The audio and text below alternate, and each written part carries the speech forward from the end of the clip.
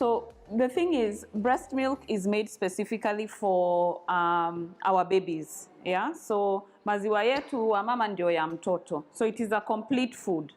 You don't need to give anything else. You don't need to give water, nothing like that, because already breast milk has enough water. It has enough proteins. It has enough fat. So you don't need anything else. And when the baby is born, the milk changes.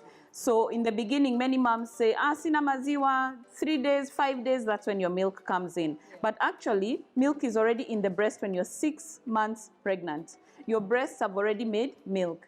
So for some moms, they'll start leaking. Wataanza kuona maziwa inatoka, but some others, they have to wait until they put the baby on the breast. So what we always tell moms is you have milk from the beginning, but it is different. It's little, because also the stomach is very little. So let me do some magic. Okay. This is the size of a baby's stomach at birth. Yeah? So it's very, very small. So you can imagine you don't need a lot of milk in the beginning. So this is the size from, let's say, day 1 to day 3. So very small. So that milk that we are looking for is because we are used to seeing cow's milk. Exactly, a lot. Yes, a lot of milk coming out. Yeah. But it doesn't make sense even for our bodies to have a lot of milk if baby can only hold this much. Okay. Yeah. So this is always important for mothers when they give birth. So when you're seeing those drops, just put your baby on the breast, because we also say milk is made in the brain. Yeah. Maziwa inatengenezwa kwa ubongo. Okay. Why? It's hormones. Yeah. So when you put your baby on the breast, you're triggering hormones. So by putting the baby on the breast, I say it's almost like starting a car. A car will not move unless you either press a button or you turn a key. Yeah? So it's the same for us. When you put the baby on the breast, you're triggering the hormones. You're starting the hormones. When the hormones come out, the milk is now squeezed out and more milk is made. Yeah. So that's why in the first 1 hour, we say, welcome mtoto kwa matiti, but most of the time we forget to say that it's a skill. Yeah.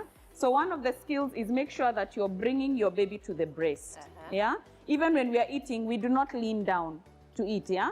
See, we bring food to our mouth. Definitely. So the same thing, we bring the baby to the breast. Yeah. So we have to make sure that we are comfortable. Vile nimeketi, I'm supported, my back is supported, my feet are on the ground. So I'm comfortable. Alafu ninaleta mtoto hapa kwa matiti. Okay. Yeah. Okay. That way, there's also no barrier. So the baby is as close to the breast as possible. And a newborn, we know a newborn doesn't know anything. Them, they're just here to survive. Yeah? So that is not the time to think that your baby will know how to put the breast into the mouth. Yeah? So when you bring the baby up, we are also trying to make sure that the nipple, iyo chuchu, ukishika, unahakikisha kwamba, ukishika mtoto. Let me hold the mic for you. Okay, thank you. Thank you so much. So when the mother is holding the baby and bringing the baby to the breast, they need to make sure that the nipple, iyo chuchu, inaingia hadi mwisho.